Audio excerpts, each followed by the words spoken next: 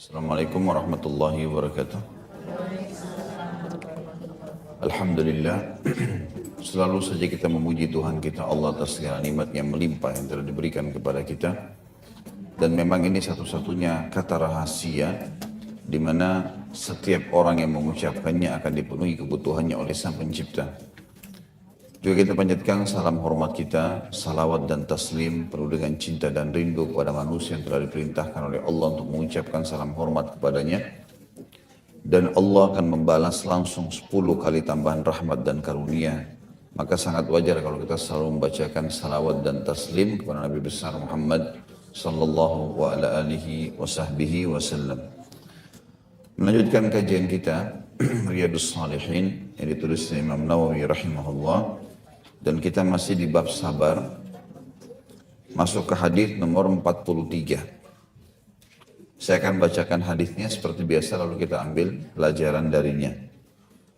Dari Ibnu Mas'udin, Abdullah bin Mas'ud radhiyallahu anhu beliau berkata, "Lamma kana yaumu Hunainin athara Rasulullah sallallahu alaihi wasallam nasan fil qismah.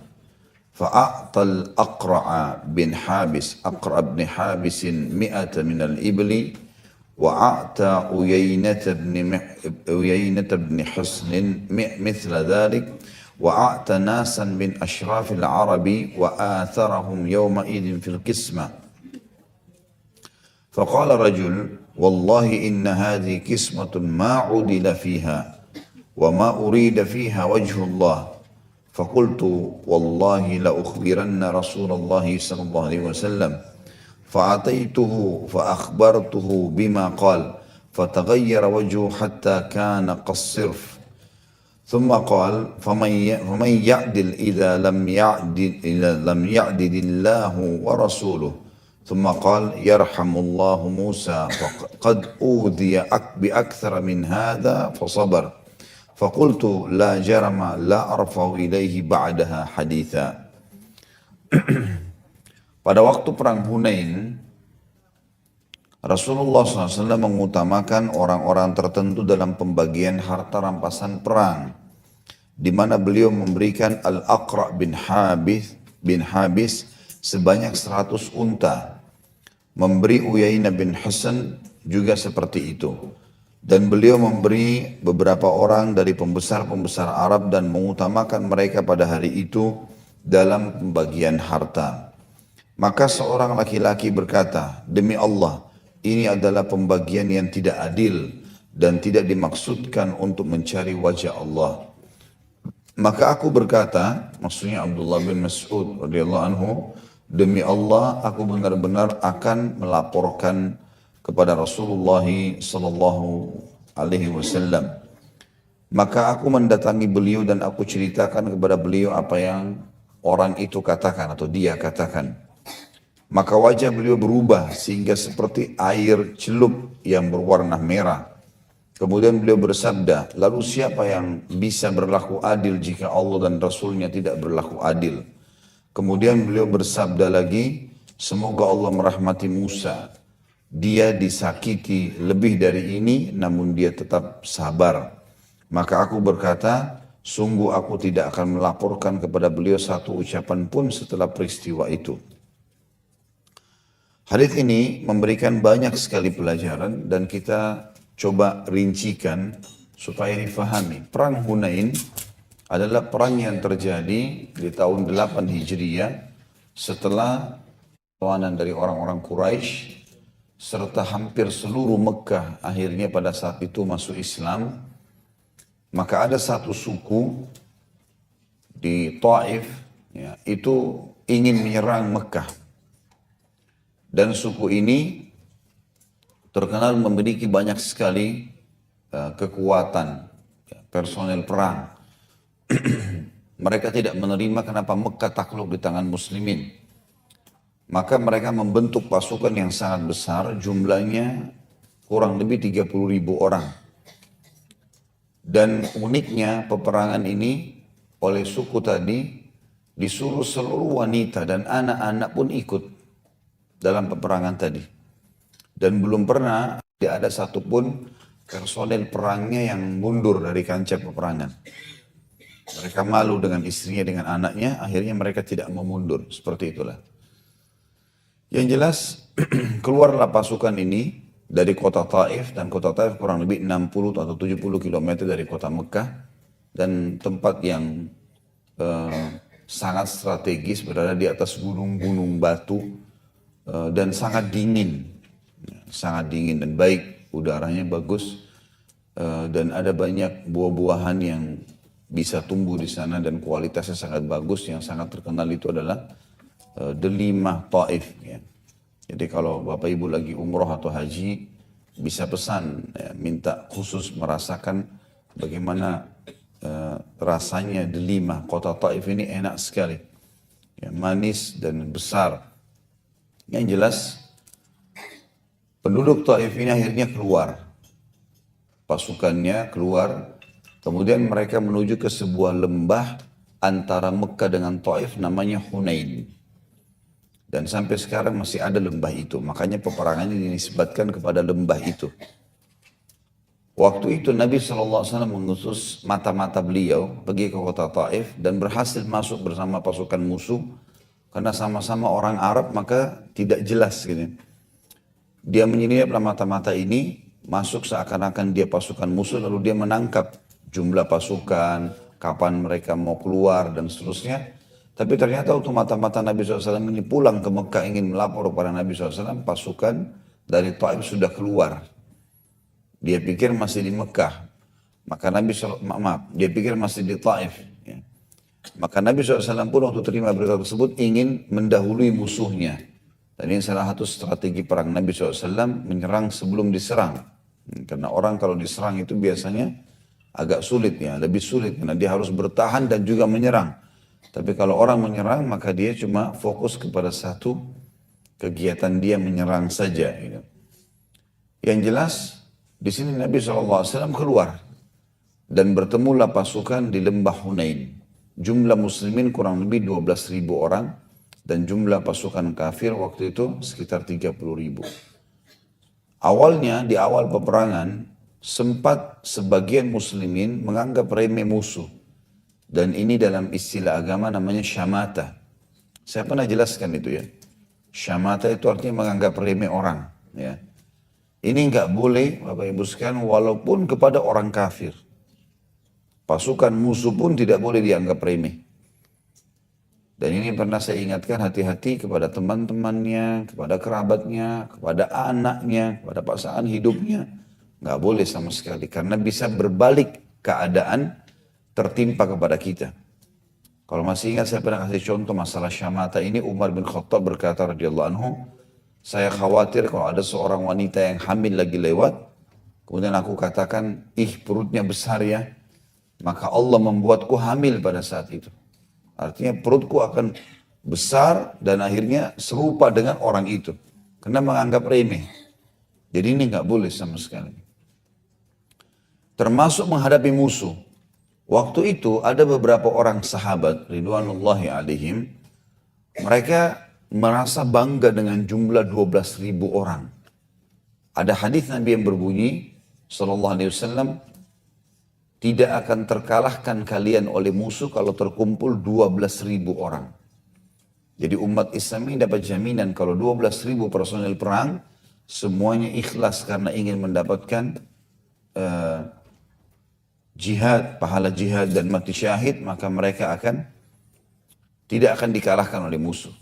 Rupanya waktu itu ada sebagian sahabat yang bilang, kita tidak akan kalah nih, musuh akan kalah dan seterusnya. Sebenarnya bukan niat sombong, tapi menganggap remeh musuh. Yang terjadi di awal peperangan muslimin terkalahkan. Dan tidak semua pasukan yang 12.000 itu jadi kocar kacir. Karena Hunain itu ada di lembah. Jadi pasukan muslimin dibagi oleh Nabi SAW jadi beberapa kelompok. Kelompok yang pertama jumlahnya sekitar 1.000 orang. Bani Sulaim dipimpin oleh Khalid bin Walid. Bin Walid bukan Bani Sulaim, tapi dia disuruh oleh Nabi SAW memimpin. Dan lembahnya sangat curam.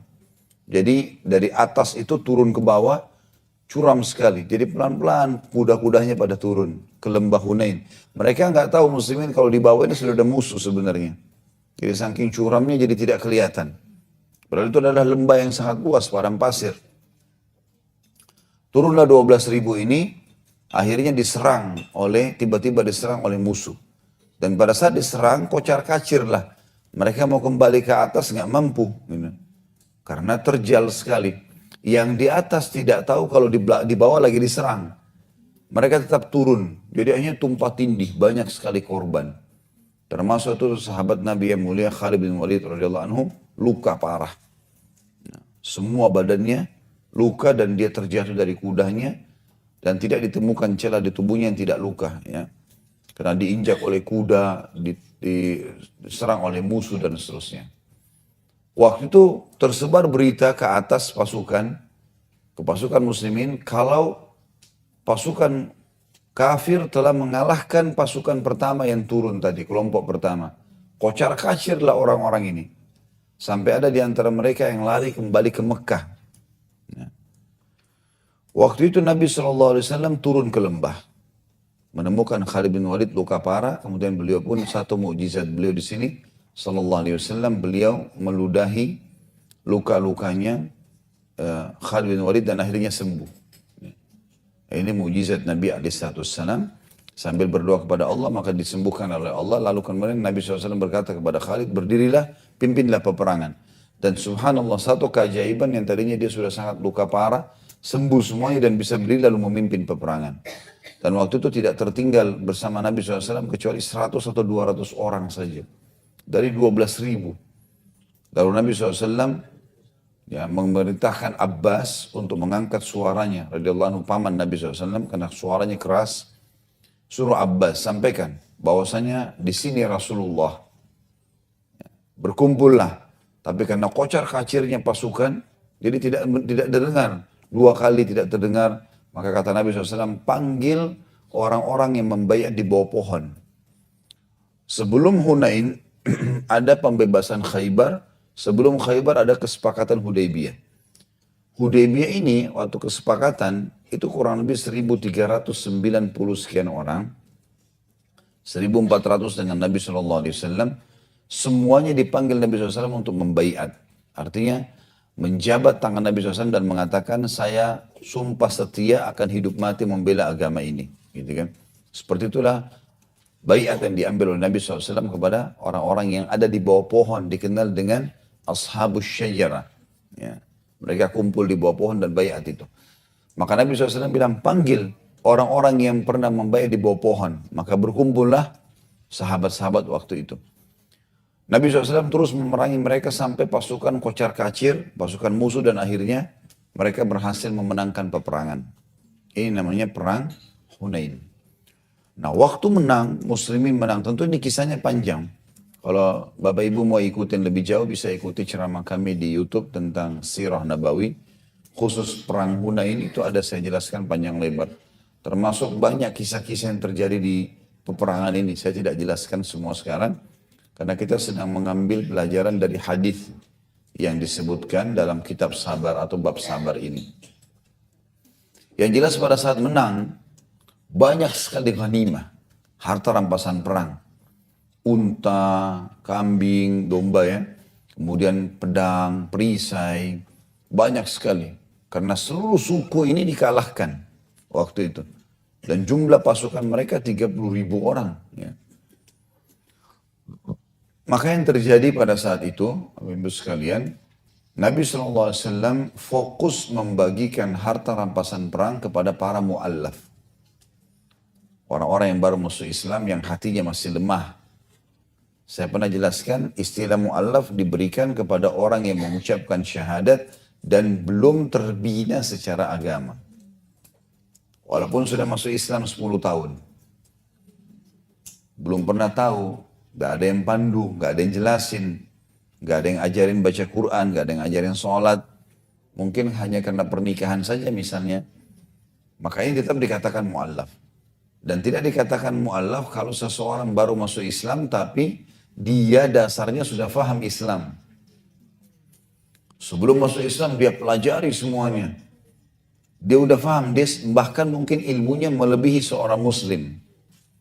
Lalu dia syahadat. Nah orang ini tidak dikatakan mu'allaf. Karena mu'allaf artinya orang yang masih lemah hatinya. Bisa pindah agama. Bisa meninggalkan Islam. Ya, itu namanya mu'allaf.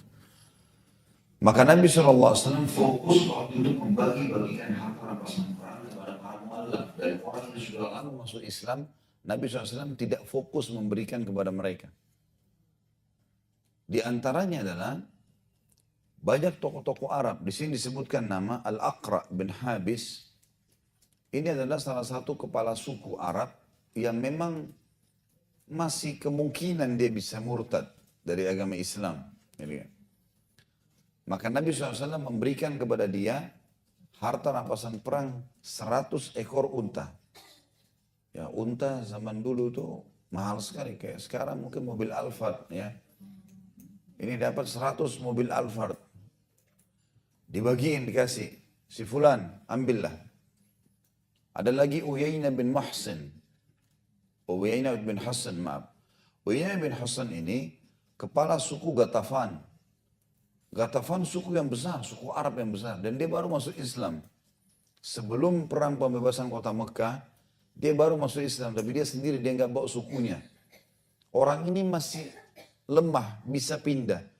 Sebelum dia masuk Islam atau mau pembebasan kota Mekah, ada penyerangan ke Khaybar. Dia sempat membela Yahudi di Khaybar. Jadi orang yang masih kemungkinan pindah agama. Oleh Nabi SAW dikasih 100. Tokoh Mekah yang baru masuk Islam, di sini di hadis tidak disebutkan, tapi kalau kita baca hadis lain ada disebutkan. Abu Sufyan, tadinya benci sekali sama Islam, tapi masuk Islam di pembebasan kota Mekah. Ikut di perang Hunain. Gitu kan. Dia dengan anaknya. Maka Nabi SAW kasih 100 ekor unta. Bahkan Abu Sufyan mengatakan, anak saya, si Yazid, kata Nabi SAW, kasih juga 100 ekor unta. Anak saya, si Muawiyah, kasih juga 100 ekor unta. Jadi Nabi SAW bagi-bagi. Kalau kita rasionalkan begini, Bapak Ibu sekalian, kalau misalnya di pengajian ini ada orang yang sudah ikut dari awal, dengan orang yang baru ikut satu kali misalnya. Lalu saya sederhanakan, ada buku saya bagiin. Khusus bagi yang baru datang silakan ambil. Kira-kira yang sudah lama ini terganggu nggak? Rasional ya. Pasti, loh kok yang baru dikasih, kita yang sudah lama ikut nggak dikasih. Nah itu yang terjadi di perang Hunain. Jadi ternyata waktu Nabi SAW bagi-bagiin tuh 100 ekor unta, 100, sahabat-sahabat yang sudah lama masuk Islam ini ngelihat, kok Nabi kasih mereka, kita nggak dikasih nih. Sedangkan kalau dikasih 100 saja orang yang mu'allaf, yang sudah lama dikasih 50 masih bisa mengganggu, apalagi tidak dikasih sama sekali. Kan begitu. Nabi SAW sibuk kasih. Dan saking luar biasa sampai ada saat orang Arab di situ tidak ikut perang ini orang. Dia hanya sekedar lewat. Dia lihat Nabi SAW bagi-bagi. Ya. Ikut dia. Maka katakan, hai Muhammad, saya dengar agamamu mengajarkan kemurahan, ya, kedermawanan. Maka saya minta juga, kasih saya kambing. Dia minta domba. Dia nggak minta unta. Maka ada satu sisi di depan Nabi SAW itu penuh domba. Tidak disebutkan berapa, tapi di atas puluhan ekor. Gitu kan. Kata Nabi SAW, kau lihat lembah ini? Lihat dombanya? Dia bilang iya. Kata Nabi, ambil semua. Semuanya, satu lembah. Banyak, puluhan ekor kambing, domba disuruh bawa semua. Padahal orang ini minta 1 ekor.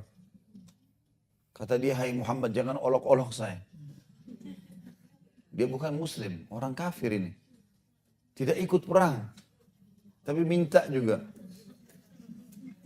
Kata Nabi SAW, ambil. Saya tidak main-main sama kamu. Orang ini ambil, dia saking ragunya, benar nggak ini saya dikasih? Dia waktu jalan menuju ke lembah itu dia lihat, para sahabat nahan nggak? Ada yang nahan nggak? Nggak ada yang dikasih jalan. Karena Rasulullah yang bagi. Maka orang itu ambil semuanya. Dibawa ke sukunya. Sukunya kebetulan dekat lembah Hunain itu. Kemudian dia masuk ke sukunya lalu dia teriak dari pintu gerbangnya. Wahai sukuku, masuk Islamlah. Karena Muhammad mengajarkan agama yang tidak akan membuat kita mati kelaparan. Sedekahnya luar biasa. Royal, kasih. Allah akan balas gitu. Seperti itu. Keluarkan saja. Nggak usah peduli kalau di jalan Allah. Nggak usah pakai penilaian. Semua Allah balas sesuai dengan kadar keikhlasan dan jumlahnya. Gitu kan. Jadi secara kualitas dan kuantitasnya. Maka sukunya pun masuk Islam. Bondong-bondong. Biasanya orang dapat 1 ekor domba saja sudah bagus. Ini banyak. Maka mereka datang semua ke lembah Hunain. Semua mengatakan, hai Muhammad kasih kami, hai Muhammad kasih kami. Sampai ada yang menarik baju Nabi SAW. Dikatakan pada saat itu saking banyaknya orang yang datang minta. Dan ini orang-orang kafir tidak ikut berperang. Yang tadi itu syahadat dia. Yang bawa puluhan ekor sudah syahadat. Yang lain ini pada datang, belum syahadat nih. Bersedia masuk Islam, dikasih harta rampasan perang tapi. Nabi SAW terus saja mengatakan baiklah, baiklah. Tapi karena banyaknya orang, beliau terdesak sampai tersandar di sebuah pohon. Dan baju beliau bagian atas jatuh SAW. Pada saat itu beliau mengatakan, wahai sekalian manusia, tenanglah. Kembalikan bajuku dulu.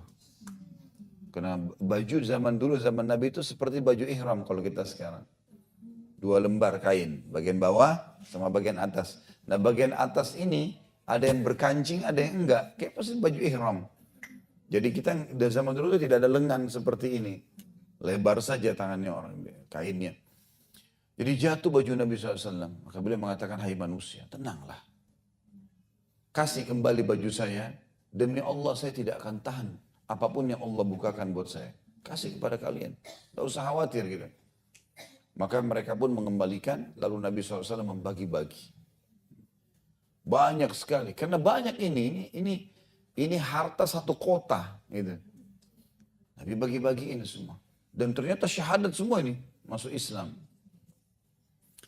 Pada saat itu ada suku Arab yang merupakan pendukung Nabi SAW. Orang Ansar dari Madinah. Dari 2 suku Aus dan Khazraj. Ya. Mereka ini yang menolong Nabi SAW pada saat Nabi hijrah dari Mekah. Gitu kan. Ini pasukan intinya Nabi ini. Sama Muhajir. Muhajir adalah orang-orang yang hijrah dari Mekah. Orang-orang Ansar, karena orang Muhajir dari kota Mekah dan sudah ada orang Mekah yang dikasih, maka mereka diam saja. Penduduk Madinah ini terpukul sekali. Kenapa kok Rasulullah SAW bagiin ke orang-orang kami enggak ya? Muncul pertanyaan itu. Berkecamuk. Maka kemudian ada satu orang sampai mengucapkan kalimat mengatakan ini pembagian tidak adil. Ini pembagian tidak menginginkan wajah Allah. Maksudnya tidak ikhlas. Ya. Jadi yang diprotes siapa? Rasulullah SAW di sini. Maka Abdullah bin Mas'ud bilang, saya dengar kalimat itu. Perawi hadis ini. Lalu saya pun melaporkan kepada Nabi SAW. Maka Nabi pun marah pada saat itu. Saking marahnya sampai raut wajah beliau berubah seperti air yang dicelupin cairan atau bubuk yang berwarna merah. Mungkin kalau kita kayak teh ya. Jadi saking marahnya Nabi SAW. Kok bisa ada orang yang sudah jelas-jelas beriman pada Allah Rasulnya bisa menilai Rasulullah tidak adil. Enggak mungkin terjadi. Maka beliau mengucapkan kalimat. Kalau bukan Allah dan Rasulnya yang adil, lalu siapa yang akan adil? Ini saya lakukan wahyu. Gitu kan. Pada saat itu, Abdullah bin Mas'ud, Nabi SAW mengatakan, semoga Allah merahmati Musa. Sesungguhnya Musa telah disakiti lebih daripada ini. Gitu kan. Sementara dia sabar. Nanti akan kita jelaskan seperti apa sih gangguan kaumnya Musa kepada Musa AS. Yang dimaksudkan oleh Nabi SAW. Yang jelas, ini dulu poin pertama pelajarannya tentang kisah Perang Hunain. Dan ini terjadi di Perang Hunain sebagaimana saya jelaskan tadi. Pelajaran yang lain di sini yang diambil, yang kedua adalah bagaimana Nabi SAW membagi harta rampasan perang dan fokus kepada para mu'allaf. Ini anjuran syariat. Sehingga mereka kokoh dalam Islam. Dan ini juga pelajaran dari poin ini dua juga. Kalau boleh kita menarik orang lain masuk ke Islam dengan cara menggiurkan hadiah. Tidak ada masalah. Misal orang terlilit utang. Lalu kita mengatakan kepada dia, kalau kau masuk Islam saya lunasi utangmu. Bisa. Dia syahadat. Setelah syahadat dia masih mu'allaf. Nanti kita pandu setelah itu. Contoh saja. Ya. Dan ini sering dilakukan oleh Nabi SAW. Beliau pernah di Mekah diundang oleh salah satu tokoh Quraisy.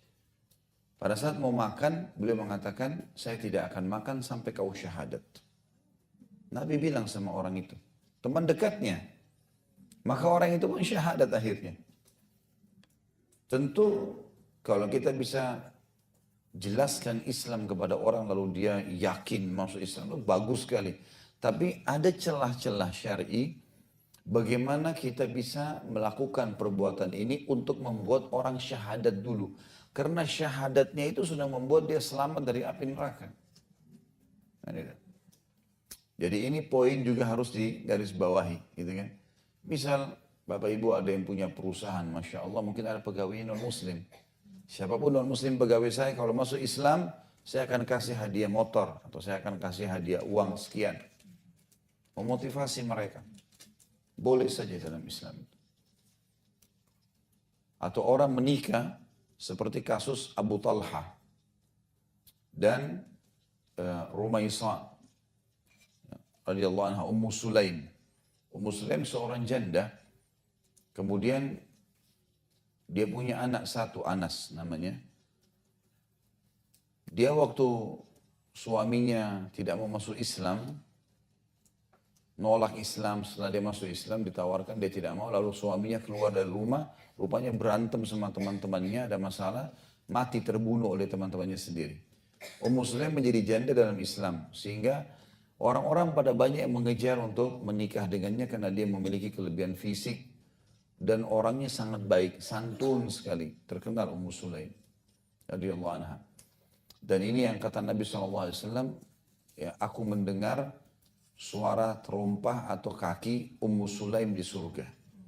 Jadi orangnya sangat luar biasa. Namanya Rumaisa, julukannya Rumaisa. Yang jelas Abu Talha pernah melamar dia. Abu Talha ini masih dalam keadaan kafir. Dia kejar Ummu Sulaim, saya mau nikah sama kamu. Kata Ummu Sulaim, kamu kafir, hai Abu Talha. Saya muslimah, tidak bisa. Kecuali kamu masuk Islam. Silahkan, setelah masuk Islam, nikah sama saya. Maka Abu Talha pun menawar itu. Ya, menerima itu maksudnya. Dia pun syahadat, dia masuk Islam. Setelah itu jadi seorang sahabat yang mulia. Abu Talha terkenal mati syahid di medan perang. Tapi istrinya memberikan syarat itu. Berarti boleh saja. Oh, saya menikah dengan seseorang kafir. Kemudian saya ajak dia masuk Islam. Dia mungkin masuk Islam hanya karena pernikahan saya. Itu urusan dia sama Allah. Yang penting dia sudah syahadat dulu. Makanya namanya mu'allaf. Nanti dia bisa perbaiki niatnya. Ya. Seperti itulah. Itu yang dimaksud dengan pelajaran di sini tentunya. Maka Nabi SAW di sini memberikan, ya, kepada para mu'allaf untuk mengait mereka supaya mau masuk Islam.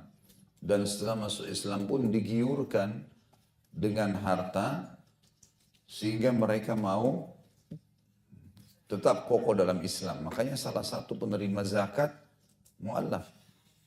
Kita bisa, ya, buat mereka mau dalam Islam karena ada zakat mal yang bisa dibagikan kepada mereka dari 8 golongan supaya mereka tetap mau kokoh dalam Islam. Seperti itulah. Ya. Ini pelajaran yang diambil. Kemudian yang ketiga yang bisa diambil adalah setiap Muslim pasti akan melalui di masa hidupnya gangguan. Jadi jangan Bapak Ibu bilang, saya sudah coba ikuti agama sekarang, saya sudah ikuti pengajian, saya sudah mulai berubah, saya sudah mulai jaga sholat, kok masih ada tetangga saya yang cekcok sama saya? Kok masih ada orang yang membicarakan keburukan saya? Itu pasti terjadi. Nggak mungkin dalam hidup kita mengkhayal semua orang acungkan jempol. Mengkhayal. Nah, di YouTube aja ada gini, ada gini kan. Dan ada saja orang yang tekan yang tidak ada cuplikan itu semuanya jempol atas. Ada saja 2 orang, 3 orang yang kasih acuan jempol bawah. Sudah biasa itu. Jadi jangan mengkhayal, oh saya tidak akan pernah punya musuh. Itu nggak mungkin. Bisa saja orang itu mungkin karena hasut. Nggak bisa menerima keadaan kita. Kok bisa dia berhasil, saya enggak ya? Itu sering terjadi. Atau orang menilai perilaku-perilaku yang kita lakukan tidak sesuai yang dia inginkan. Dia mau standar dia. Terjadi. Kalau terjadi pada Nabi Muhammad SAW, bagaimana kalau kita? Ini sahabatnya beliau sendiri ada yang mengatakan, ini tidak adil nih. Ini tidak diinginkan wajah Allah. Maka ini bisa terjadi. Gak mungkin orang dalam hidupnya semua orang suka. Yang penting kita tahu kita berada di jalan yang benar. Tetap kita santun dan baik. Gitu kan? Kalau kita membuat semuanya orang bisa ridho dengan kita itu gak mungkin. Susah sekali. Karena orang yang terbaik saja, Nabi Muhammad SAW terjadi pada beliau. Sampai beliau mau meninggal, orang-orang munafik masih banyak bicara yang tidak enak. Bahkan orang-orang munafik yang mengaku Islam, tinggal bersama beliau di Madinah, itu memfitnah istrinya Aisyah berzina. Itu berat sekali itu. Saya waktu baca kisah Ifk itu, bagaimana Aisyah radhiyallahu anha ummul mukminin difitnah dan tersebar gosip satu Madinah kalau Aisyah berzina. Saya coba berpikir bagaimana kalau informasi ini terjadi pada istri saya. Berat luar biasa secara kejiwaan, hanya untuk menjiwai saja. Mungkin kita tidak mampu untuk itu ya. Tersebar semuanya kalau si fulan berzina. Begitu informasi. Dan memang kelihatan Aisyah sedang ada di atas untanya Safwan. Waktu peperangan kan. Ternyata Aisyah ketinggalan. Radhiyallahu anha, lalu kemudian Safwan ini tugasnya oleh Nabi mengumpulin senjata-senjata atau benda-benda yang tertinggal di belakang pasukan. Waktu dia lihat Aisyah, dia mengatakan innalillahi wa inna ilaihi raji'un. Dia dekatkan untanya, Aisyah naik dan jalanlah sama-sama. Kan gitu. Seperti itulah. Jadi kalau kita sekarang melihat seseorang laki-laki mengetahui melihat istrinya satu mobil sama laki-laki yang lain. Ya. Ibu lagi di mobil sama laki-laki lain dilihat oleh suaminya, apa yang terjadi? Ya. Ini bisa perang dunia. Kemudian disebarin lagi berita, makin dipanas-panasin. Mana bisa orang, kata orang munafik, Abdullah bin Abi Salul mengatakan apa? Mana bisa si perempuan itu ditunjuk Aisyah. Di atas tunggangannya si laki-laki itu sementara tidak terjadi apa-apa. Mana bisa satu mobil nggak terjadi apa-apa. Nggak mungkin nih. Makin dikompor-komporin. Makin jadi deh. Tapi Nabi SAW sabar hadapi itu. Tidak tergesa-gesa. Tidak buru-buru menilai istrinya salah, marahin. Enggak. Cuma sikap Nabi berubah saja. Sampai Aisyah bilang, saya melihat Nabi SAW tidak seperti biasa. Biasanya Nabi itu sangat sayang, manjain. Ini sekarang datang cuma tanya, bagaimana kabar, apa kebutuhan, udah selesai. Sebatas itu. Dan itu puncak marahnya Nabi. Enggak ada banting-banting piring, marah-marah, mungkin gitu. Apalagi acung-acung di kepal tangannya, awas kamu nanti. Itu nanti di kancah perang mestinya laki-laki itu ya. Tapi ada orang begitu subhanallah, istrinya memarah sana sini. Ini tidak bertakwa kepada Allah. Tapi Nabi SAW tidak seperti itu. Beliau sabar. Perkataan Nabi SAW di sini, Nabi SAW sendiri punya orang-orang di sekitarnya yang mengganggu beliau. Gitu. Termasuk di sini pada saat lagi bagi-bagi, ini perintah Allah nih, wahyu lagi turun. Bagi kepada si fulan sekian. Allah lagi perintahin, wahyu lagi turun. Ada orang yang gosip di belakang. Nabi ini nggak adil nih. Kok orang-orang itu aja dikasih tuh? Padahal sebenarnya Nabi belum selesai bagi loh ya. Belum selesai pembagian, ini masih sementara proses. Mereka mungkin akan dapat setelah itu. Tapi buru-buru. Waktu Nabi SAW mendengar itu, mendengar gosip ini, sempat marah. Berarti normal saja orang kalau marah. Tapi Nabi marahnya bukan dilampiaskan. Nabi SAW justru meredam marah itu. Marah itu kalau dilampiaskan berbahaya. Tutur kata kita akan kasar, mata kita akan melotot, tangan kita bisa melayang. Ya. Kalau dilampiaskan, marah itu diredam. Kata Nabi SAW, kalau kalian sedang marah, sementara kalian berdiri, duduklah.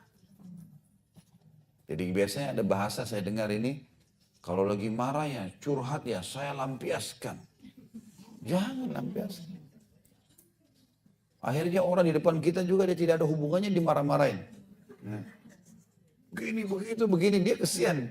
Mungkin karena bawahan, mungkin karena adik, dia dengar saja. Dalam hati dia, kenapa ini orang marah kepada saya? Ada orang marah pada tembok, ada orang marah pada pohon. Salah ini, nggak bisa, jangan dilampiasin. Dia harus diredam, gitu kan? Sesuatu kalau keluar ke udara ini kemana-mana. Ya. Kalau di dalam tidak kemana-mana dia. Kata Nabi, duduklah. Kalau lagi berdiri marah. Kalau masih marah, berbaringlah. Disuruh ubah posisi. Kalau masih marah, berwuduklah. Karena itu dari syaitan. Dan wuduk bisa meredamnya. Disuruh redam. Nabi SAW sini meredam itu. Beliau lagi marah ini. Masa lagi bagi-bagi, bagiin wahyu. Ya. Sesuai dengan wahyu maksud saya, membagi harta rampasan, lalu ada yang mengatakan tidak adil. Dan yang diprotes Rasulullah SAW. Gitu. Maka Nabi SAW meredam dirinya. Apa yang beliau katakan? Semoga Allah merahmati Musa. Sungguh Musa telah disakiti lebih daripada ini tapi dia sabar. Baik, apa sih sebenarnya yang dimaksud oleh Nabi SAW, Nabi Musa disakiti lebih dari itu? Apa yang terjadi? Musa alaihissalam, sebagian ulama mengatakan dalam firman Allah subhanahu wa ta'ala, wahlul uqdatan min lisani yafqahu qawli. Dalam doa yang masyhur ya, itu doanya Nabi Musa alaihissalam. Wahlul uqdatan min lisani. Artinya angkat kekakuan di lidahku. Angkat kekakuan di lidahku. Sebagian ulama mengatakan Musa alaihissalam kalau ngomong sedikit cadel. Ya. Sedikit cadel dan tidak jelas suara beliau alaihissalatu wassalam. Makanya beliau memohon kepada Allah agar diangkat kekakuan itu dan ditunjuk saudaranya Harun alaihissalam untuk mendampingi. Karena dalam ayat Al-Quran juga dikatakan, Nabi Musa mengatakan, dia afsahu minni lisana. Saudaraku ini lebih jelas cara bicaranya. Seperti itulah. Sebagian Bani Israel ada yang mengolok-olok Musa. Karena bahasanya tidak jelas tadi itu. Artinya beliau bicara, ketahuan. Beliau kalau bicara jelas. Maksudnya ketahuan apa yang dibaca. Tapi tidak sejelas orang kalau tidak mengalami masalah di lidahnya. Maka ini diolok-olok. Tapi Musa alaihissalam sabar. Tetap aja ngomong, tetap aja sampaikan dakwah. Enggak mempedulikan masalah itu. Nabi Musa alaihissalam dan umumnya Nabi, mereka menjaga supaya auratnya tidak terlihat. Selalu rapi sekali. Nabi Musa alaihissalam orangnya tinggi besar. Ya. Dan beliau selalu menutup badannya dengan rapi, rapat. Maka ada orang-orang yang gosipin. Ngatain Musa itu pakai baju rapat begitu karena badannya banyak penyakit kulitnya. Ini pengikutnya sendiri nih. Dari Bani Israel bilang begitu. Subhanallah, zaman dulu orang kalau mandi di sungai. Mereka mandi di sungai, mereka nggak mandi di rumah, nggak ada kamar mandi kayak kita sekarang. Satu waktu Musa alaihissalam lagi mandi, Beliau letakkan bajunya, kalau bagian bawah, bagian pakaian kalau kita kayak sarung atau celana itu nggak dilepas, tapi bagian atas dilepas. Maka Musa alaihissalam melepas bagian atas bajunya, kemudian meletakkan di samping sungai. Dengan hikmah Allah mengalirlah baju tersebut dengan air, sehingga badan Musa alaihissalam terlihat. Kebetulan orang-orang yang nyebarin gosip ini lagi lewat di situ, di dekat sungai. Lalu mereka sendiri lihat badan Musa alaihissalam bagus sekali, nggak ada masalah, nggak ada penyakit kulit, badannya mulus, gitu kan. Maka terjawab itu. Tapi Musa dengar, Musa nggak tanggapin. Jadi gini, tidak semua gosip itu perlu ditanggapi. Tidak semua pernyataan orang kita perlu tanggapi. Kalau kita mau tanggapi bisa ubanan lebih cepat sebelum waktunya. Ada orang subhanallah begitu, semuanya harus emosi. Apa saja marah, salah ini. Apa saja dilampiaskan. Orang tidak akan nyaman dekat kita kan. Gak usah, tenang aja. Ada yang kita dengar, ada yang kita dengar lalu kita jawab, ada yang kita dengar gak usah ditanggapi. Anggap tidak terjadi apa-apa. Kalau kita nggak lakukan, nggak usah. Oh si fulana itu, si fulan itu buat begini. Kita nggak lakukan, nggak usah. Khusus waktu menjawab itu nggak perlu. Nggak perlu. Coba diterapin dalam kehidupan. Karena kalau kita mau ikut itu akan jadi panjang. Nggak usah. Biarin aja. Asal kita benar. Lain kalau kita lagi berbuat salah, lalu kita masa bodoh, itu kebodohan itu.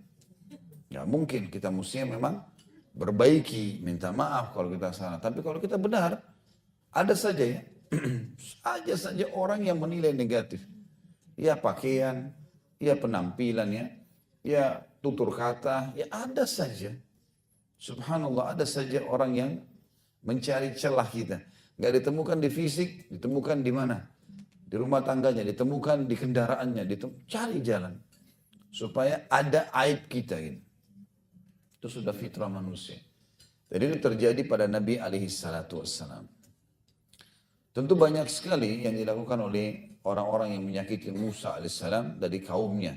Termasuk juga pada saat Musa alaihissalam mengajak mereka masuk ke Palestina. Karena waktu Fir'aun sudah ditenggelamkan, mereka diperintahkan oleh Allah menuju ke Palestina. Nyebrang dari Laut Merah menuju ke Palestina.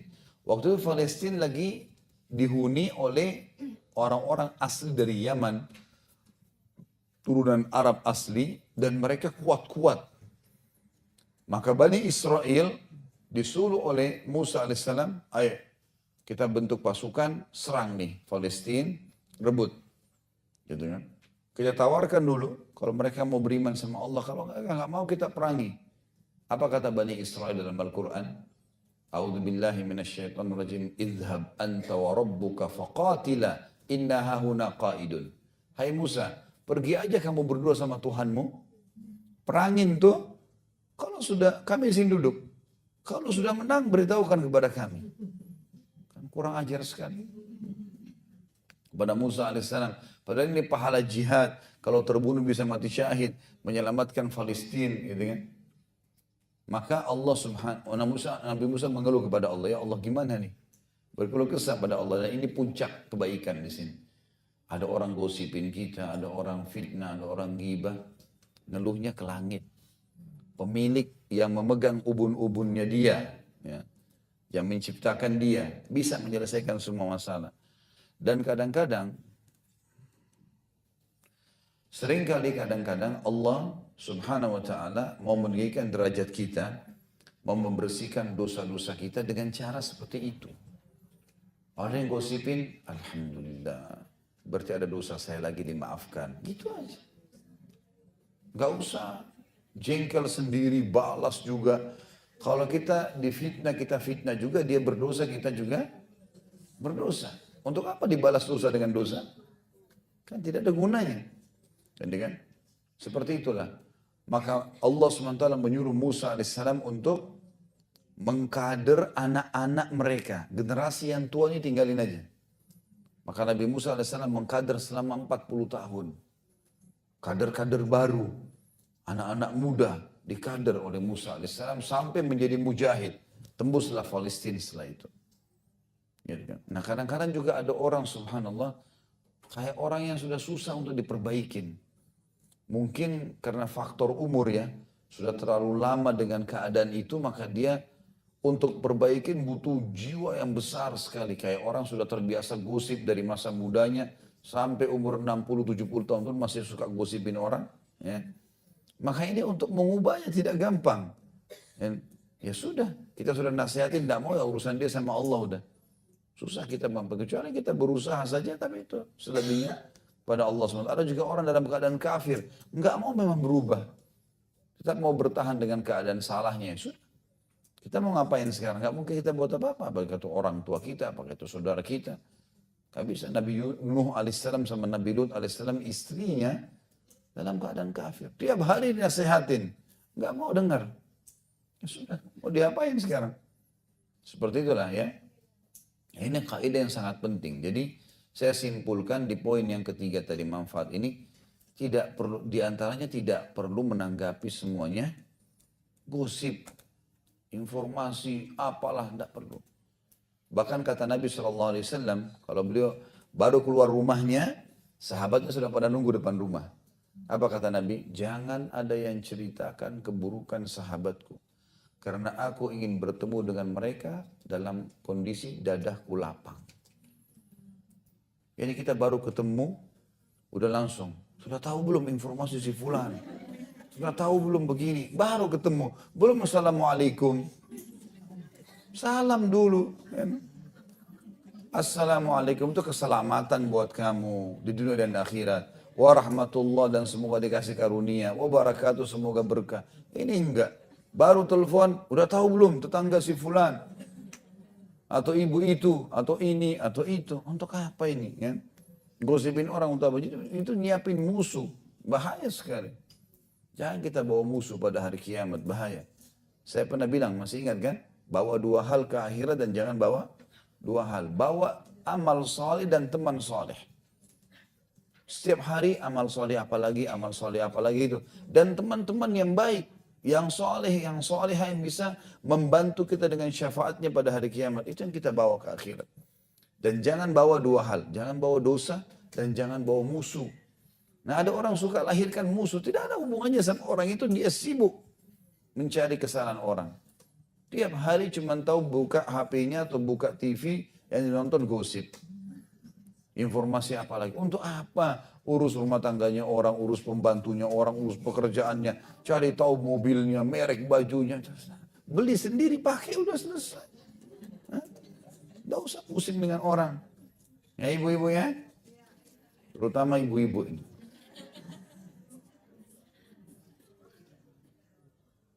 Saya udah bahasakan dengan santun, jadi mudah-mudahan bisa difaham. Orang berakal cukup dengan lisan. Dan orang yang kurang berakal harus pakai kayu. Mudah-mudahan. Maksudnya ada orang subhanallah nanti dipukul dulu baru ngerti. Atau ada kejadian besar. Ada orang begitu. Mau tobat nanti tabrakan dulu. Patah dulu kakinya. Masuk rumah sakit ICU dulu tidak sadar. Baru mau tobat itu. Gak ada orang dinasihatin. Tidak boleh. Sholatlah. Tutup aurat lah. Apalah. Itu dikerjakan. Itu orang yang berakal tentunya. Seperti itulah. Ini juga termasuk dalam hadis tadi. Faedah yang keempat yang bisa kita ambil adalah sabarnya Nabi SAW. Sabarnya Nabi SAW di sini. Bagaimana beliau sabar dalam menghadapi ini. Dan saya tambahkan, jadi sebenarnya pada saat itu ada riwayat yang lebih panjang dari ini. Waktu Nabi SAW dengar itu, Nabi bilang, kebetulan ada riwayat lain yang datang kepada Nabi namanya Sa'ad bin Ubadah radhiyallahu anhu. Di sini kan riwayat Abdullah bin Mas'ud. Sa'ad bin Ubadah datang berkata kepada Nabi SAW, wahai Rasulullah, sesungguhnya kaumku, maksudnya orang Madinah, merasa terganggu dengan keputusan Anda. Terganggu dengan keputusan Anda. Kata Nabi SAW, kenapa? Ya mereka merasa Anda memberikan orang lain sementara mereka tidak dikasih. Kata Nabi SAW, apakah sudah muncul dalam hati mereka itu? Kata Nabi, kata Sa'ad, iya ya Rasulullah. Kata Nabi SAW, bagaimana dengan kau hai Sa'ad? Saat ini kepala sukunya Madinah dan imannya terkenal kuat gitu. Tapi kemakan juga gosip itu. Maka kata Sa'ad, aku cuma bagian dari kaumku ya Rasulullah. Artinya, nggak bisa aku bentrok dengan mereka. Mereka sudah merasa terpukul, saya pun ikut-ikutan nih sekarang. Kata Nabi SAW, baik, kumpulkan kaummu khusus orang-orang Madinah. Pasukan ini yang orang Madinah kumpulin sendiri. Jangan ada orang selain Ansar yang ikut. Dikumpulin. Lalu Nabi SAW mulai datang kepada mereka. Mereka lagi duduk di hadapan Nabi SAW. Dan ini kisah yang luar biasa. Kata Nabi SAW setelah memuji Allah, salawat untuk diri beliau SAW, beliau mengatakan, wahai Ansar, kalian bisa mengatakan kepadaku, hai Muhammad, engkau datang dari Mekah diusir, kami menyambutmu di Madinah. Kalian bisa mengatakan, engkau datang kepada kami tidak memiliki apa-apa, maka kami berjuang dan memberikan harta-harta kami. Melindungi, melebihi daripada istri dan anak kami. Sementara orang-orang Mekah dan orang-orang Arab membenci. Terus Nabi SAW menyebutkan beberapa poin berhubungan dengan masalah mereka bisa ucapkan, mereka bisa ucapkan. Maka semua orang Ansar diam pada saat itu. Sahabat Nabi semua diam. Tapi ingat hai Ansar, saya juga bisa mengatakan, kalau saya datang kepada kalian sementara kalian jauh dari hidayah, lalu saya jadi penyebab kalian dapat hidayah. Jadi ternyata di Madinah sebelum datangnya Nabi SAW, suku Aus dan Khazraj ini, dua suku Arab yang nanti dalam Islam namanya Ansar, dulu karena mereka mendominasi menjadi penduduk Madinah, dan di Madinah ada orang Yahudi. Orang-orang Yahudi tiga suku, Kainuqa, Nadir dan Quraidah, sengaja membuat dua suku ini berperang. Ini salah satu tradisi Yahudi. Jadi sebagian Yahudi biayai Aus, sebagian Yahudi membiayai Khazraj. Supaya mereka perang terus nih. Mereka saling bunuh-membunuh. Dan jauh dari hidayah. Kata Nabi SAW, dulu saya datang, kalian belum dapat, jauh dari hidayah. Saya datang, dan kalian dapat hidayah. Kalian saling perang satu sama yang lain, maka kalian berhenti berperang. Gitu kan. Maka kata Nabi SAW, wahai Ansar, ketahuilah, apakah kalian menyalahkan aku gara-gara aku hanya membagikan harta rampasan perang supaya mereka tetap dalam agama mereka, para mu'allafin. Lalu mereka pulang dengan harta-harta mereka. Dan bagaimana perasaan kalian? Sementara kalau kalian pulang bersama Rasulullah SAW, orang bawa kambing sama unta, banyak kalian bawa aku. Mana lebih mulia? Maka semua orang Ansar pada itu semua tidak terkecuali ribuan orang, 6.000 orang.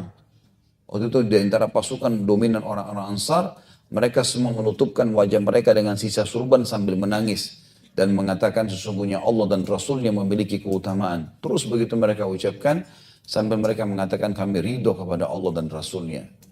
Akhirnya redahlah fitnah itu. Gitu kan. Di sini pelajaran bagaimana Nabi SAW sabar, tapi juga harus faham definisi sabar. Saya sudah jelaskan di awal bab kita. Sabar itu apa? Terima takdir Allah,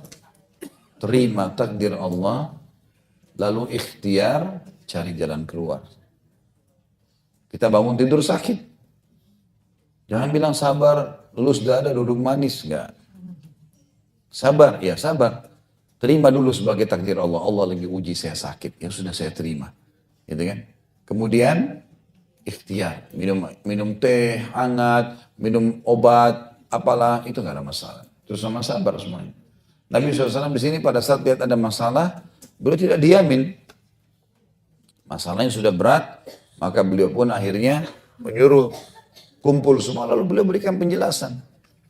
Dan Alhamdulillah dengan keikhlasan dan ketulusan akhirnya orang-orang Ansar bisa menerima kejadian tersebut.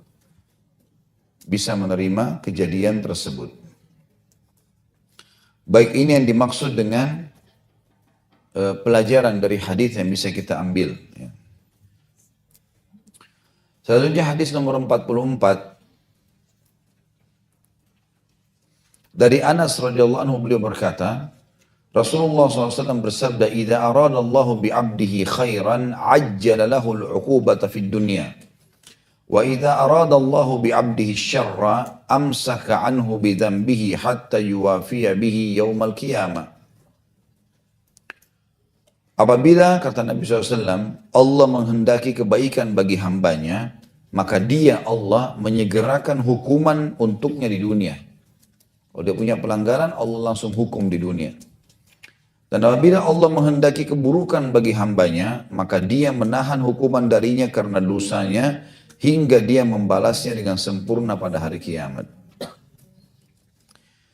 Dan dalam hadis yang lain, masih nomor 44, Rasulullah SAW bersabda, Inna idhamal jazai ma idhamal bala. Hadis selanjutnya, Rasulullah SAW bersabda, Inna idhamal jazai ma idhamil bala. Wa inna Allah Ta'ala idha ahabba qawman ibtalahum. Faman radiya falahur ridha. Wa man sakhita falahus sukht. Yang artinya, sesungguhnya besarnya balasan pahala itu tergantung besarnya ujian. Dan sesungguhnya bila Allah yang maha tinggi mencintai satu kaum, pasti dia menguji mereka. Barang siapa yang ridha, maka dia akan mendapatkan ridha Allah. Dan barang siapa yang murka, maka dia akan mendapatkan murka Allah. Hadis ini riwayat Tirmidzi, dan beliau berkata hadis ini hasan. Tentu Imam Tirmidzi disebutkan di jilid 2 nomor 285 atau di halaman 285, nomor hadisnya 1953 dan 1954. Hadis yang kedua ini, hadis yang pertama dulu ya, di nomor 44 ini, kita ambil pelajaran di situ. Saya ulangi kembali, apabila Allah menghendaki kebaikan bagi hambanya, dia menyegerakan hukuman untuknya di dunia. Sampai situ dulu. Ini pelajaran yang pertama kita bisa ambil, kalau Allah akan mendatangkan hukuman terhadap pelanggaran seseorang muslim atau seorang mukmin. Dan tanda cintanya didatangkan di dunia. Pelajarannya adalah semua dosa pasti ada hukumannya. Nggak ada dosa yang tidak ada hukuman. Sekecil sampai sebesar apapun. Kalau Bapak Ibu berani melakukan sebuah pelanggaran dosa, maka harus tahu ada konsekuensi pembersihan. Masalah bagaimana balasannya itu kuasa Allah. Tapi yang jelas akan ada hukuman. Jadi jangan kita anggap remehin. Dan justru kalau hukumannya datang segera di dunia, itu berarti tanda cintanya Allah. Berarti di akhirat dia tidak akan disiksa. Demamnya kita 3 hari, flu-nya seminggu, apalah ya, mungkin kehilangan handphone yang baru dibeli, mungkin apalah ya, gangguan seorang pembantu rumah tangga yang baru bekerja, kemudian tiba-tiba berhenti atau membawa lari benda atau apa saja. Apa saja. Maka cobaan itu datang. Dan itu kalau datang, langsung muhasabah sahabat. Langsung saja muhasabah mengatakan, Alhamdulillah Allah bersihin lagi dosa saya. Sudah selesai. Setiap ada masalah, Alhamdulillah Allah bersihin dosa saya.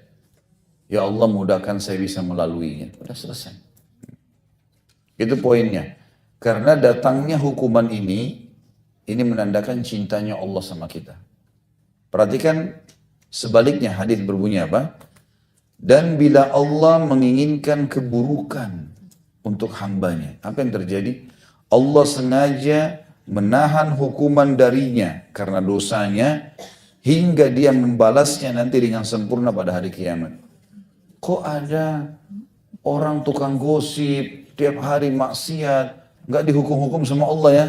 Nah, tenang aja, datang waktunya. Justru masalah itu, justru masalah buat dia. Kalau tidak dihukum, itu malah masalah. Berarti Allah ingin masalah berat buat dia di akhirat. Kita kalau di dunia, sudah umum lah penyakit, gangguan orang, orang semua lalui dan bisa dilalui. Tapi di akhirat beda, dibakar, dipanggang di api neraka, berat hukumannya, gitu kan? Ini hadis mulia sekali. Jadi kalau misalnya ada seseorang di antara kita sangat disakiti oleh seseorang, kemudian kita lihat orang itu masih pakai mobil, masih santai, utangnya nggak mau dibayar, malah masalah berat loh buat dia itu. Karena Allah tahu mungkin orang itu buruk, dibiarin. Namanya istidraj. Tahapan. Kata Nabi SAW, kalau engkau melihat nikmat melimpah pada seorang hamba, sementara dia bermaksiat, maka ketahuilah itu tahapan siksaan untuknya. Semua kaum-kaum Bapak Ibu sekalian yang dihancurkan oleh Allah, seperti kaum Lut, kaum Nuh, itu sebelum datang azabnya, beberapa hari Allah puncakkan nikmat pada mereka. Rata-rata kalau dalam riwayat disebutkan 3 hari, 1 minggu sebelum datang azab, Allah limpahkan segala macam hal. Badan mereka makin sehat, mereka tertawa terbahak-bahak, mereka dibuat gembira sama Allah, sehingga tambah lalai sekalian. Maka itu jadi masalah teman-teman. Jadi kalau ada di antara kita pun sebaliknya yang sedang melakukan dosa, kemudian merasa aman-aman saja, hati-hati. Jangan merasa aman. Beristighfar kepada Allah. Jangan sampai nanti Allah tumpukin sekalian, itu masalah. Nah. Dan ini sangat relevan sekali dengan hadis yang setelahnya. Perhatikan apa kata Nabi SAW. Sesungguhnya besarnya balasan pahala itu tergantung besarnya ujian. Jadi nanti akan dibalas oleh Allah SWT. Sesungguhnya bila Allah mencintai satu kaum, pasti dia akan menguji mereka. Jadi ujian itu bentuk cintanya Allah supaya dia tidak dihukum di akhirat. Dan barang siapa yang murka, siapa yang ridho, maka Allah, dia akan dapatkan ridhonya Allah. Artinya Allah lagi uji dia, ya sudah, dia sabar. Ya. Allah dicoba dengan berbagai macam. Setiap ada sesuatu yang kita tidak suka berarti cobaan. Kita lagi buka pintu kalau pagi hari di rumah, selalu ada orang itu terus yang minta. Ya sudah. Pertama kita sangka baik, oh Allah inginkan saya pahala dari dia. Ya sudah, ini cobaannya. Ya sudah terima. Lahir anak cacat. Ya sudah, cobaan. Allah menguji hambanya. Ada orang diuji di anaknya, ada orang diuji di pasangan hidupnya, ada orang diuji di mertuanya, ada orang diuji di iparnya. Ujian. Kalau nggak ada ujian, dari mana kita dapat pahala sabar? Itu tadi uji kualitasnya orang ini. Bayangkan Bapak Ibu sekalian, kita kalau sekolah nggak pernah ada ujian. Bisa tahu nggak kualitasnya? Kenapa sekarang sekolah ada ujian? Penaikan kelas. Diuji dong, harus. Baru dia tahu, oh kualitasnya lebih bagus nih, bisa naik level setelahnya. Uji lagi, naik lagi, naik lagi, naik lagi, terus begitu. Kita dalam kehidupan kita sudah kelihatan kok. Jadi seperti itulah kurang lebih. Jadi ujian ini datang memang untuk memberikan tambahan fasilitas bagi seorang hamba sebenarnya. Dan itu bentuk cinta Allah kepadanya. Dari sisi lain memang ujian ini memberikan pelajaran nih, pengalaman hidup. Kita kalau sudah pernah flu dan sembuh, kita jadi tahu, oh ternyata flu itu bisa sembuh kok. Misalnya. Kalau orang tidak pernah flu sama sekali, dia tidak pernah tahu, mungkin dia ketakutan. Tapi orang sudah punya pengalaman dari cobaan itu. Dia pernah punya masalah dengan tetangganya, lalu kemudian dia hadapi dengan cara A, B, C misalnya. Misal dia nasihatin tidak bisa bicara sama RT, nggak bisa. Mungkin dia pindah rumah, punya pengalaman. Nanti kalau ada orang lain mengeluh hal yang sama dengan dia bisa sampaikan, saya dulu punya pengalaman begini loh. Misal, dia dapat pelajaran dari situ. Dan siapa yang murka, siapa yang berkeluh kesah, kenapa Allah coba saya dengan penyakit ini? Kenapa saya dibuat begini? Dia marah sama Allah, dia dapat marahnya Allah. Kata Umar bin Khattab radhiyallahu anhu kalimat bijak, seseorang yang cerdas, orang mukmin, kalau dia diberikan cobaan, dia terima. Maka hatinya tenang, masalahnya juga tetap dia harus lalui dan dapat solusi yang terbaik. Tetap dia harus, misalnya kita bangun pagi ini flu, ya sudah, tetap harus flu. Walaupun kita marah-marah, tetap aja flu-nya berjalan. Kata Umar, yang bisa menerima itu, dia dapat pahala dan dia juga bisa melalui prosesi itu dengan tenang, dapat solusinya. Beda dengan orang yang tidak menerimanya. Maka tetap juga dia harus lalui. Dia bangun nih, kenapa saya flu? Sambil marah-marah, keluarin misalnya kotoran hidungnya. Tidak ada gunanya. Tetap aja flu. Gitu. Jadi di sini sabarnya di situ malah. Pahala sabar justru di situ, di cobaan itu. Jadi kalau ada sesuatu yang kita tidak suka, yakinlah Allah sedang menginginkan kebaikan buat kita di situ. Orang minta-minta, oh ya mungkin saya hari ini belum sedekah. Orang ini mungkin pintunya Allah kasih. Kasihlah. Kadang-kadang kita kasih juga, ada orang dikasih masih marah-marah. Cuman begini, pelit lah, apalah. Sudah biasa, sabar, kita harus sabar. Gitu. Jadi kan bahan muhasabah lagi. Seperti itulah. Itu yang dimaksud. Baik, kita coba rincikan dulu masalah manfaat dari hadis ya. Yang pertama adalah bentuk cinta Allah, ya, bentuk cinta Allah kepada hambanya, ia mengujinya di dunia. Ini pelajaran dulu, ya. Bentuk cinta Allah kepada hambanya dengan ia mengujinya di dunia. Dan itu tentu menjadi pembersihan. Itu tentu menjadi pembersihan terhadap dosa-dosanya.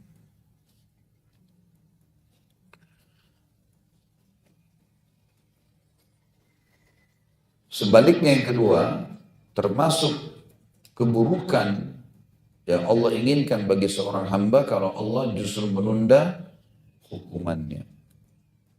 Maka jangan merasa aman ya, dengan pelanggaran-pelanggaran yang kita lakukan.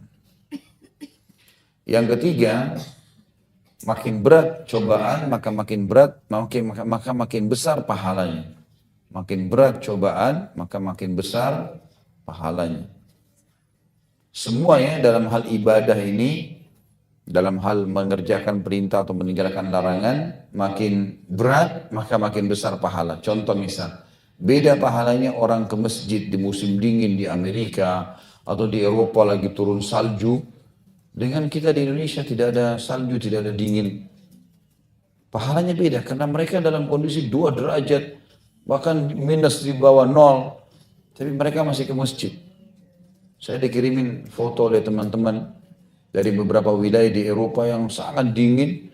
Ini loh, subuhnya sudah cepat waktunya, dingin lagi gitu kan.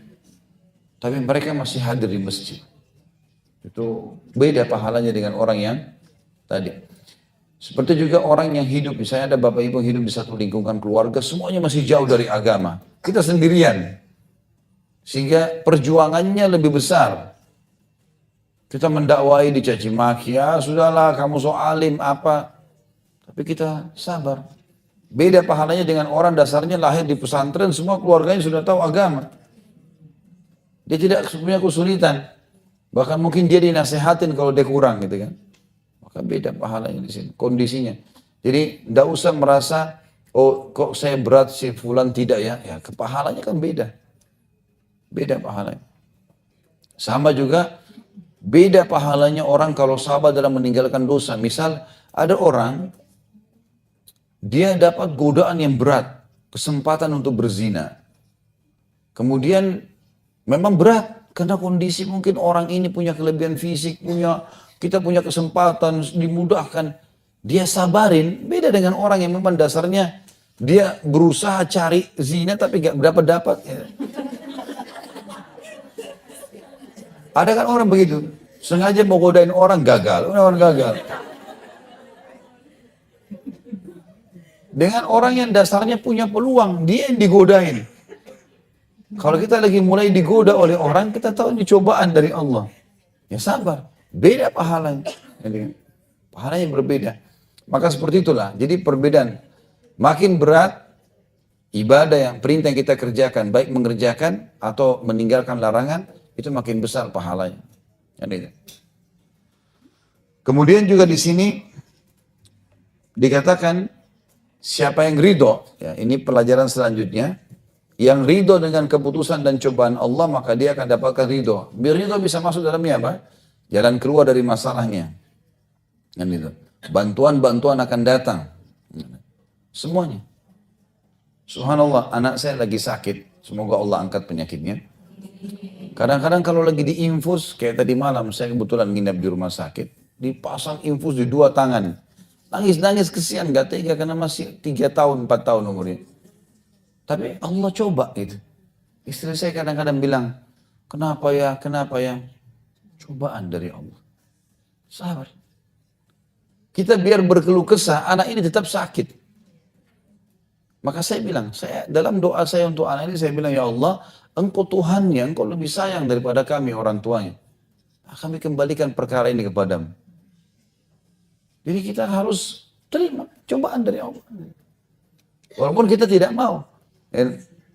Tapi ini pasti ada. Dan jangan pernah mengkhayal kita tidak dicoba selama hidup. Mustahil itu. Pasti datang cobaan. Mau kita sudah berusaha jaga kesehatan bagaimanapun, pasti lewat sakit. Mau kita rawat diri kita bagaimanapun, pasti tua datang. Gitu kan. Nggak bisa.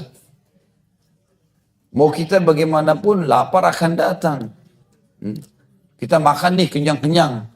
Makan sampai 3 piring. Tetap aja lapar nanti besok. Ya. Ada datang, nggak mungkin orang laluin tanpa cobaan.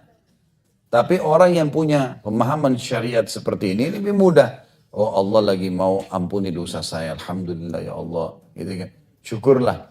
Kita mau keluar, mau pakai baju, ternyata belum dicuci. Gak usah marah-marah. Buka lemari, ambil baju yang ada.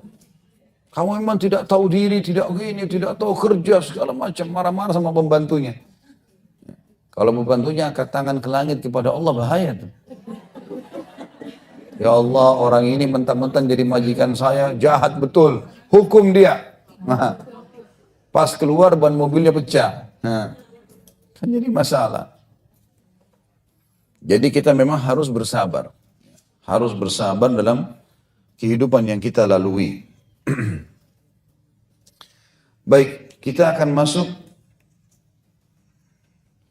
ke tanya jawab saja karena hadis 45 ini kita akan jelaskan nanti tentang kisah Ummu Sulaim itu yang tadi saya bilang, Rumaisa, ya, radhiyallahu anha dengan suaminya Abu Talha. Ya.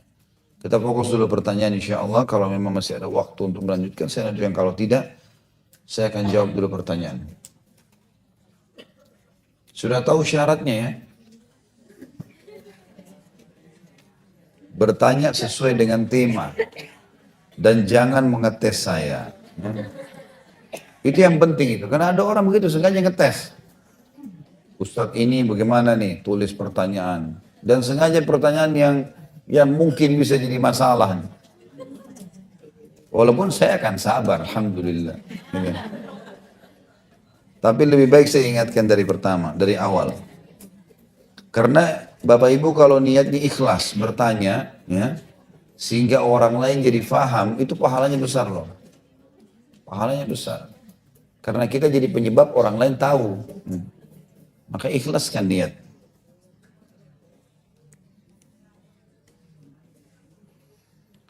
Bila kita tidak boleh menggunakan iming-iming hadiah, bila kita boleh menggunakan iming-iming hadiah untuk mengajak orang masuk Islam, lalu bagaimana bila ada orang non-muslim yang menawari iming-iming hadiah lagi orang lain, termasuk orang Islam untuk pindah agama, karena menurut mereka itu juga mereka sedang berdakwah. Itu urusan dia. Dan urusan sama kita gitu. Dan perlu kita ketahui Bapak Ibu sekalian, perbuatan-perbuatan orang non-muslim pada saat dia melakukan satu perbuatan, misal kita punya tetangga bakti sama orang tuanya, atau dermawan suka bantu orang susah, dia non-muslim. Maka ketahuilah, kita sedang menilai dia baik bukan karena orangnya ya. Karena perbuatan itu dalam agama kita baik. Ya, karena Islam kan suruh kita bakti sama orang tua. Makanya kita kagum dengan perbuatan dia. Karena agama kita anggap itu baik. Sama juga dengan dia dermawan. Memang Islam suruh kita dermawan. Gitu kan? Jadi bukan karena dianya sebagai orang kafir melakukan itu. Tapi karena perbuatan yang sedang dilakukan dalam agama kita baik. Jelasnya? Kita balik kasusnya. Kalau misalnya bagi dia selingkuh itu baik. Atau mabuk, dia mabuk-mabukan di rumahnya karena dia non muslim dianggap tidak ada masalah. Pasti kita anggap buruk karena agama kita anggap buruk kan gitu. Jadi sebenarnya perilaku orang non muslim bukan jadi tolok ukur dianya pribadi, tapi perilaku itu sesuai dengan gambaran dan penilaian agama kita. Baktinya dia sama orang tuanya, dermawannya dia, senyumnya dia, ya, baiknya dia sama manusia misalnya, karena Islam anggap itu baik, bukan karena dianya. Dan tidak ada nilainya di mata Allah SWT bagi dia selama dia belum mengucapkan syahadat. Ya. Ini sudah sering saya sebutkan tentang kisah Ibnu Juda'an. Yang kata Aisyah anha, ya Rasulullah, Ibnu Juda'an, orang yang sangat baik di masa jahiliyah, silaturahim keluarga, suka bantu orang, dan saking dermawannya sampai dia suka bakar api unggun di depan rumahnya untuk menunjukkan para musafir kalau rumahnya terbuka 24 jam bisa minta makanan. Tapi tidak pernah syahadat.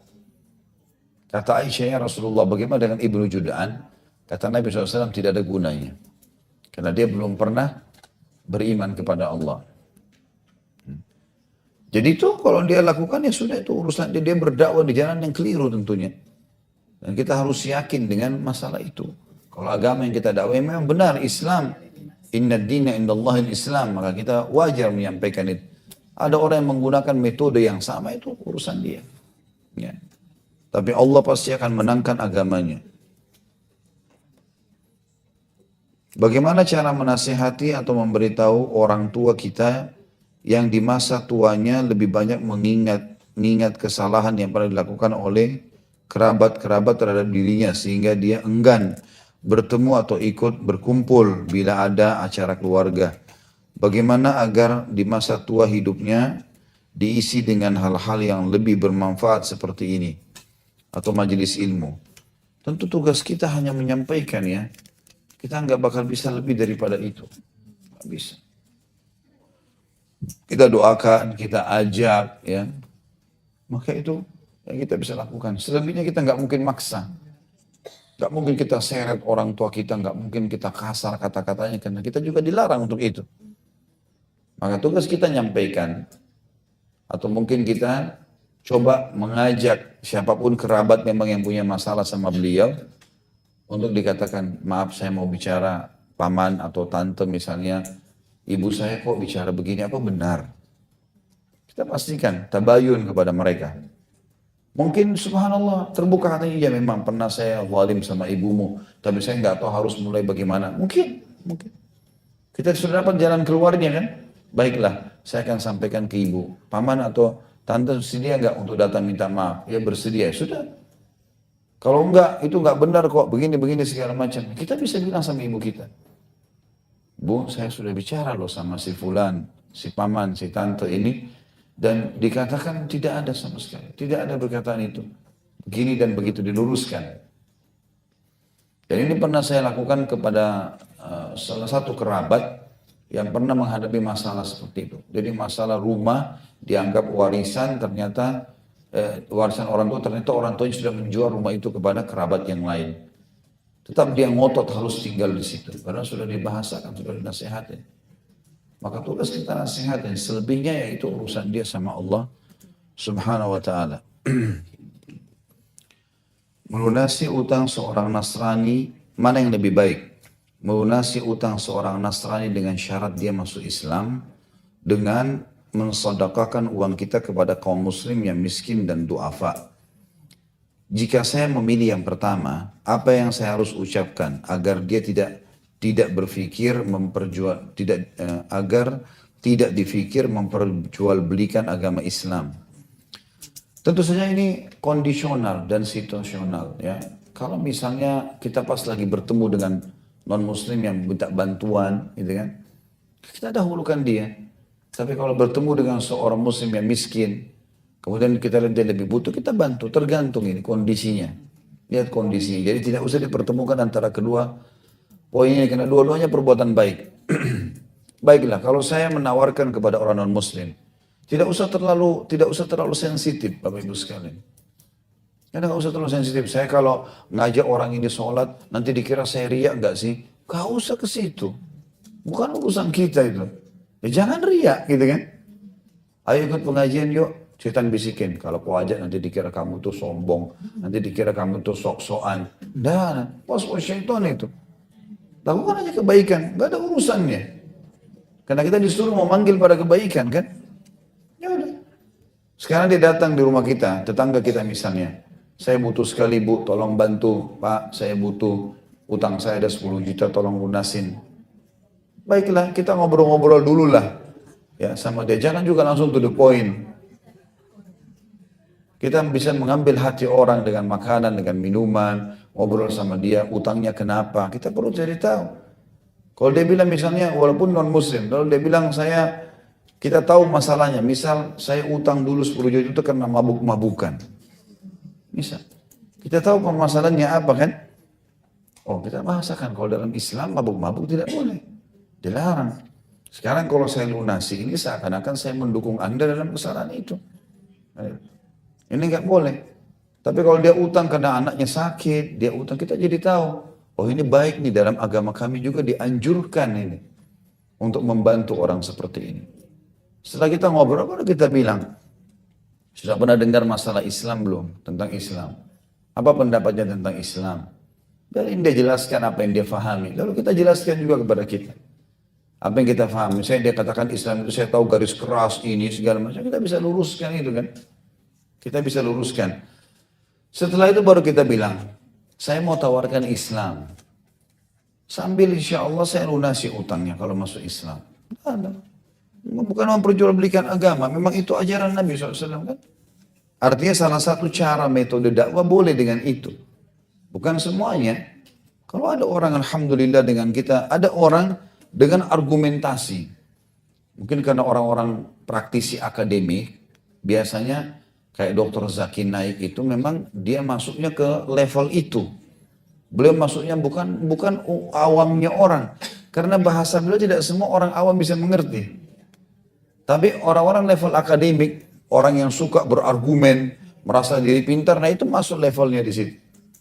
Tapi ada orang enggak? Ada orang memang, kalau kita panggil orang miskin, atau orang terlilit utang, tuh dengerin Dr. Zaki Naik, biar kau masuk Islam. Nyambung nggak? Nggak bakalan. Dia butuh laparnya dihilangkan. Kita bantu makanan, minuman, ajak masuk Islam. Dia masuk Islam tuh. Jadi memang berbeda-beda kan gitu.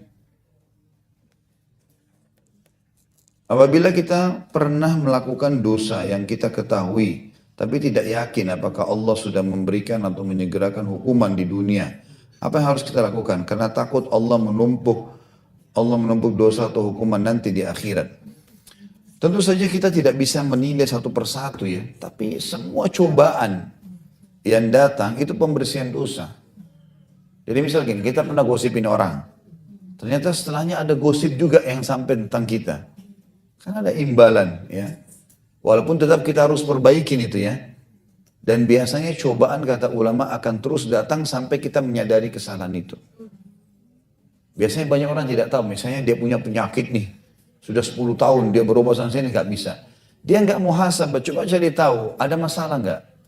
Mungkin kita memang pernah memakan sumber haram dan masih berjalan sampai sekarang. Berhentiin sumbernya itu akan berhenti masalahnya. Harus kita tahu sumbernya. Setiap kali kita sedang hadapi masalah, cari tahu ini sumbernya apa. Supaya kita tahu. Itu kalau yang saya tahu ya, pemadam kebakaran kalau masuk ke satu lokasi kebakaran, itu ada 2 tim. Ada tim yang menyiram, ada tim yang masuk ke dalam. Ke dalam ini tujuannya cari inti api. Di mana inti api itu? Dari konslet listrik kah, dari tabung gas, kan mereka bisa laporin tuh. Gara-gara ini, gara-gara ini. Itu kalau dipadam, diredam, ini apinya bisa berhenti. Ya, banjir nih. Kalau kita pel tanpa cari tahu di mana sumbernya air, kan keluar terus. Cari tahu ternyata keran, tutup dulu kerannya, baru kita pel, kan selesai. Seperti itulah dalam masalah kita cari tahu. Ada orang jengkel sama kita, kenapa orang ini jengkel? Cari tahu masalahnya apa, terus kita diskusikan baik-baik sama dia. Sebenarnya begini. Kalau salah minta maaf, kalau benar kita sampaikan argumen kita.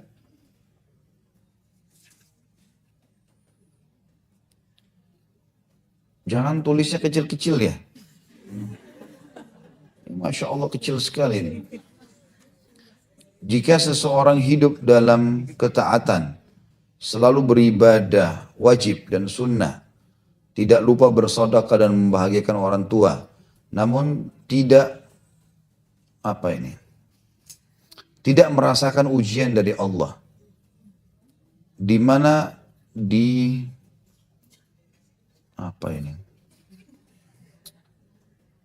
di mana dikatakan jika Allah mencintai hambanya, Allah akan uji dia. Apakah Allah meridhoinya, Ustaz? Jazakallah khair. Tentu saja akan ada ujian, cuma mungkin dia tidak ingat, dia tidak sadari. Seperti saya kasih contoh, apa memang selama hidupnya nggak pernah sakit? Kan nggak mungkin. Pasti dia akan melalui itu. Atau mungkin ada saat-saat di mana dia lagi bakti sama orang tuanya, dia lagi bawain makanan, orang tuanya malah marah sama dia. Ada saja cara. Atau mungkin dia lagi menuju ke orang tuanya kena macet, ya. Atau kehujanan, atau banyak sekali, gitu kan. Dan saran saya memang kita tidak perlu secara khusus mencari cobaan itu. Ya. Artinya ini akan berlalu dia, gitu kan. Akan berlalu. Coba, kalaupun mau lebih sensitif, maka muhasabah akan banyak sekali kita temukan. Dan memang tidak harus masalah berat ya. Karena kata Nabi SAW dalam hadis riwayat Muslim, tidak ada yang menimpa seorang muslim dari capek. Kira-kira Bapak Ibu sekalian dalam keseharian tidak pernah capek? Tidur saja dari pagi sampai malam capek nggak? Ya sudah. Itu tidur. Duduk di kursi seharian capek nggak?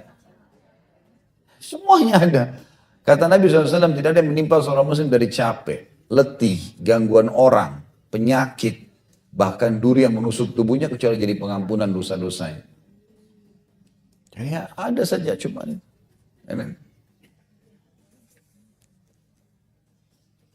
Ada perasaan berdosa dalam hati saya anak ketiga dari 4 bersaudara.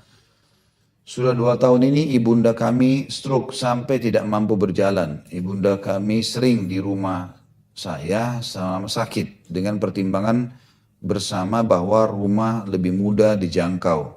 Saya tidak bekerja kantoran dan lebih bisa merawat.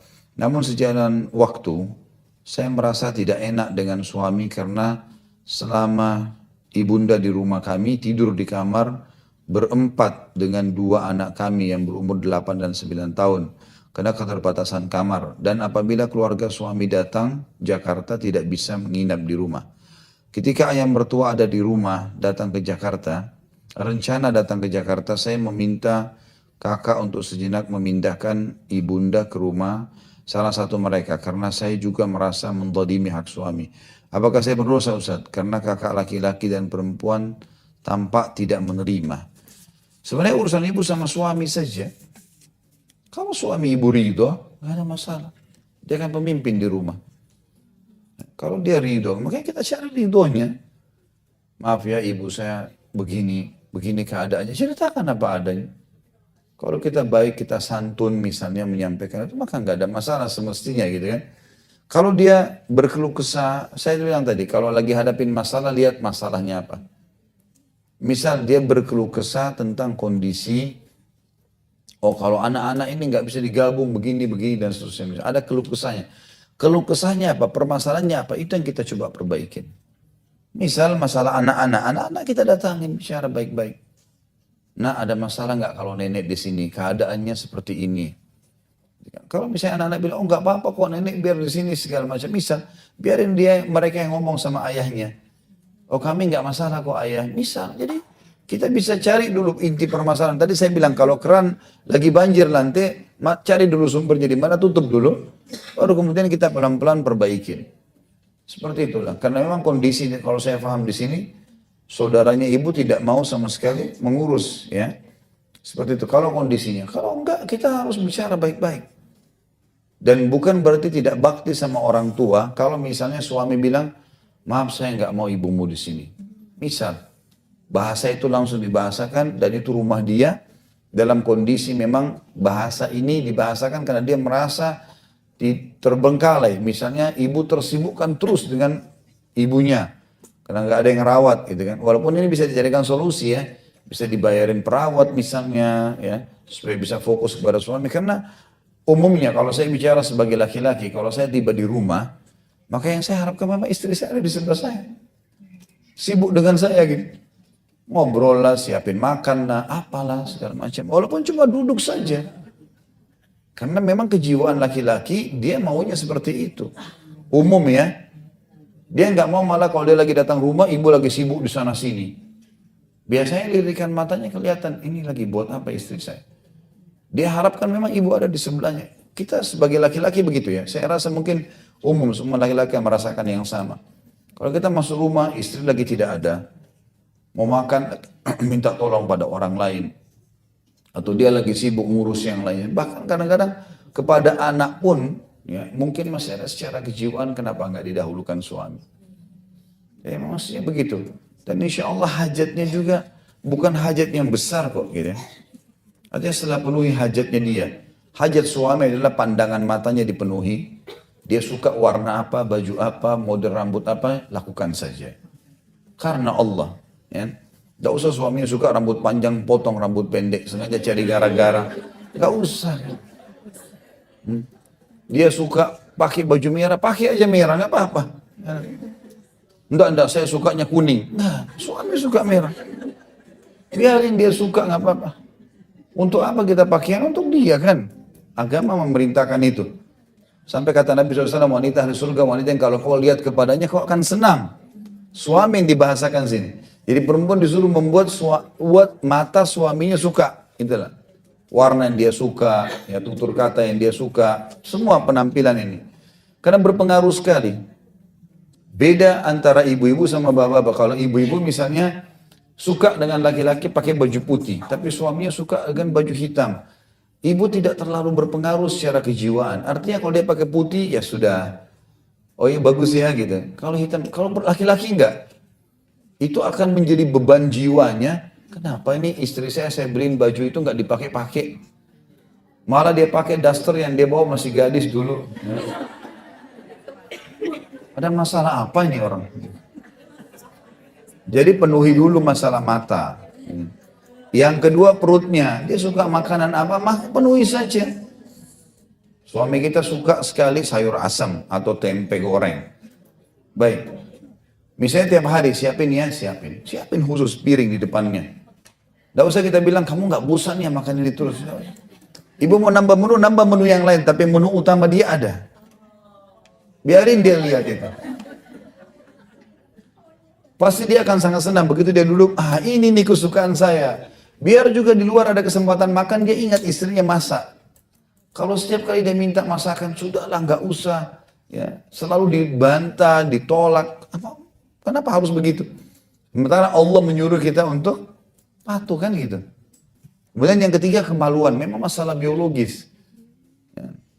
Bagi ibu-ibu yang suka temui suaminya emosional, masalahnya masalah ranjang ini. Itu bahasa langsung saya bahasakan. Laki-laki itu tidak bisa meredam. Tidak seperti ibu. Ibu mau sebulan, 2 bulan, asal tidak berpikir apa-apa. Laki-laki 3 hari sudah pusing kepalanya. Ya. Seminggu jadi masalah. Ada biasa ibu-ibu gitu bahasanya, kamu nggak bosan-bosannya? Ya syukur ibu mau disentuh sama dia. Kok malah nanya nggak bosan-bosan? Karena sperma itu komposisinya saya jelaskan di Mahkota Pengantin, dijelaskan oleh para ulama, itu komposisinya ada api dan ya, komposisi itu memang panas bagi laki-laki. Dia kalau selesai melampiaskan biologisnya, umumnya laki-laki itu tidur. Karena dia mengeluarkan sesuatu yang panas dari tubuhnya. Jangan heran kalau ibu lagi habis biologis terus lagi ngobrol suaminya sudah ngorok di sebelah. Itu alamnya dia memang. Ibu jangan heran setelah berhubungan biologis ibu tambah semangat. Karena ibu menerima sperma. Begitu tambah rajin mau nyapu, mau masak, mau segala. Emang begitu. Kalau habis berhubungan biologis ibu dipanggil tidur nggak mau itu. Nah, fakta itu kan, itu faktanya. Jadi sekarang kita kembali ke masalah. Seorang istri, ibunya lagi numpang di rumah bersama suaminya. Yakin, coba ibu praktekin, penuhi kebutuhan suami tadi, 3 hal saja. Apapun yang dia suka, sambut. Dia suka senyum, dia suka disambut depan pintu, dia suka ditemani duduk, temani aja. Selesai. Maka hajat ibu juga nanti terpenuhi. Masalah biologis, masalah makanan, insya Allah kalau sudah selesai. Ada orang tidak santun sama suaminya, terus permintaannya banyak. Sekarang suaminya mau dekatin, capek. Suaminya begini, nggak mau. Mau ini nggak mau. Terus beliin saya ini dong. Nggak ada. Nggak ada duit, nggak ada ini. Padahal ada sebenarnya.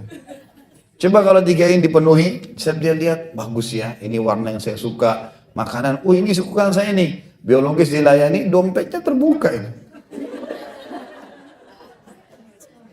Saya kalau ada pengajian rame bapak-bapak, saya bilang, coba bapak betul nggak? Sekarang kalau dipenuhi 3 hal ini, kira-kira ibu kalau minta sesuatu dikasih nggak? Oh kasih Ustaz. Langsung kasih semuanya. Emang begitu rahasianya. Apa boleh buat saya bongkar rahasia laki-laki nih? Ya emang harus begitu. Apalagi ini kita sekarang mengajak ibu kita datang ke rumah dia gitu kan. Dalam kondisi, jadi coba inti permasalahannya apa? Insya Allah kalau dia sudah dipenuhi kebutuhannya segala macam, apalagi setelah biologis biasanya umumnya gitu, maaf saya temani ibu dulu sebentar ya. Ya silakan, tidak ada masalah buat dia. Orang pulang kantor capek, makanan belum disiapin segala macam belum, sebentar ya ibu saya dulu. Ya udah bawa pulang ibumu deh. Baik, ini yang terakhir ya, sudah jam 11. Ada hadis bahwa Allah yang membolak-balikan hati kita. Kalau kita selalu beramal saleh dan ketika ada ujian tidak bisa sabar terus meninggal, apakah amal-amal yang dulu tidak akan dihitung dan apakah kita meninggal dalam keadaan tidak husnul khatimah adalah takdir Allah? Tentu saja dibedain ya, amal soleh yang kita kerjakan ada nilai pahalanya sendiri. Cobaan yang sedang datang kita tidak sabar, itu juga ada nilai sendiri. Artinya kalau kita sabar dapat ekstra pahala. Nggak ada hubungannya dengan ibadah yang pernah kita kerjain. Misalnya saya sakit, kemudian saya pernah berkeluh kesah. Dengan saya sholat, diterima nggak sholat saya dengan saya keluh kesah? Nggak ada hubungannya, diterima sholatnya. Karena syarat diterimanya sholat ada kan? Ada syarat rukunnya, tidak ada hubungannya dengan itu. Kecuali dosa yang dasarnya Allah hubungkan. Kayak kasus misal kufur, syirik, ya, menyekutukan Allah ya. Apalah yang pernah kita jelasin masalah sihir misalnya. Melakukan jadi penyihir, maka itu bahaya sekali. Itu dosa yang bisa menghancurkan amal-amal yang lainnya. Gitu kan? Itu lain. Tapi kalau selain daripada itu insya Allah tidak ada hubungannya sama sekali. Dan tujuan kita belajar bab ini memang untuk ibu dan bapak sekalian praktikin. Ini target kita memang. Jadi kalau bilang, tapi saya dulu memang tidak begitu. Ya itu dulu, gak ada masalah. Hari ini ke depan. Karena kita baru belajar hari ini kan gitu. Banyak hal kaidah-kaidah hidup yang mungkin yang bapak ibu baru dapat. Baik, terapkan dalam kehidupan sehari-hari. Sudah selesai gitu. Ya. Dan pesan saya, kaidah hidup yang paling luar biasa adalah kesuksesan sejati, Bapak Ibu sekalian, di mempertahankan sesuatu yang sudah dimiliki atau dikerjakan. Itu kesuksesan sejati. Itu kaidah hidup penting.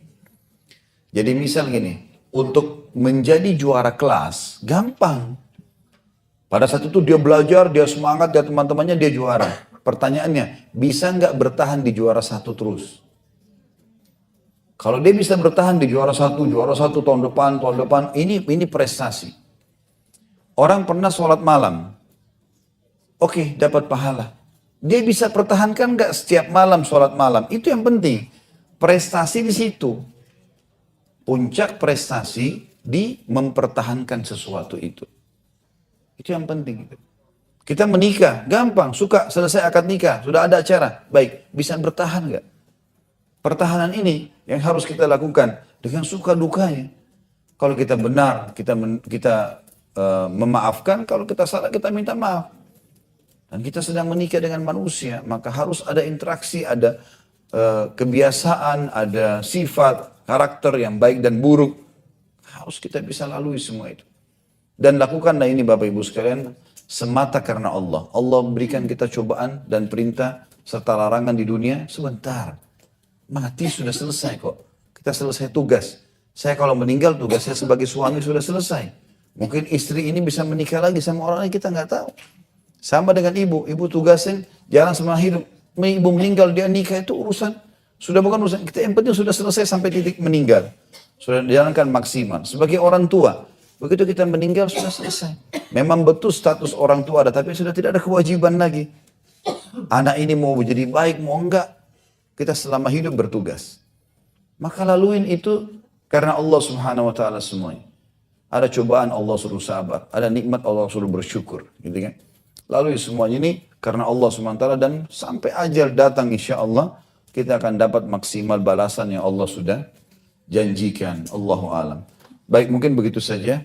Semoga apa yang kita bahas hari ini bermanfaat buat kita semua. Dan dijadikan sebagai tambahan amal kita pada hari kiamat. Dan semoga seluruh amal yang pernah kita kerjakan dan yang akan kita kerjakan. Sampai menjelang ajal nanti diterima dengan kemahamurahannya. Dan semoga seluruh dosa yang pernah kita kerjakan sekecil sampai sebesar apapun. Tidak terkecuali semuanya diganti dengan kemahamurahan Allah menjadi pahala. Dan kita selalu mendoakan Indonesia menjadi negara yang aman, tentram, damai. Seluruh muslimin di bawah naungan ukhuwah Islamiyah, diangkat perselisihan di antara mereka, dan dalam ibadah mereka kembali kepada Al-Quran dan Sunnah. Dan semoga pemimpin-pemimpin negara ini diberikan ketakwaan kepada Allah, mereka kembali kepada Al-Quran dan Sunnah, mereka menerapkan keadilan, dan juga menjalankan tugas-tugas sesuai dengan yang Allah subhanahu wa ta'ala telah perintahkan kepada mereka, sehingga lepas dari beban-beban hukum pada hari kiamat. Dan semoga seluruh orang non-muslim di Indonesia juga diberikan hidayah kepada Islam, yang masih fasik berbuat maksiat kembali kepada iman dan amal saleh. Dan juga semoga Indonesia menjadi contoh bagi negara-negara yang lain. Tidak pernah lupa kita doakan saudara kita di Palestina, di Syria, di Yaman, di Irak, di Myanmar, di Ahsa, dimanapun mereka berada sedang tertindas. Semoga Allah ikhlaskan niat mereka, terima para syuhada mereka, muliakan Islam di tangan mereka dan tangan kita semua, dan semoga Allah partisipasikan kita bersama mereka di pahala, baik dengan doa, dengan harta, juga dengan jiwa kita. Dan semoga Allah dengan kemahamurahannya menyatukan kita semua di surga firdausnya tanpa hisab, sebagaimana ia satu kita di majlis ilmu yang mulia ini. Kalau ada benar dari Allah, kalau ada salah dari saya mohon dimaafkan. Subhanakallahumma wa bihamdika asyhadu an la ilaha illa anta astaghfiruka wa atubu ilaik. Wassalamualaikum warahmatullahi wabarakatuh.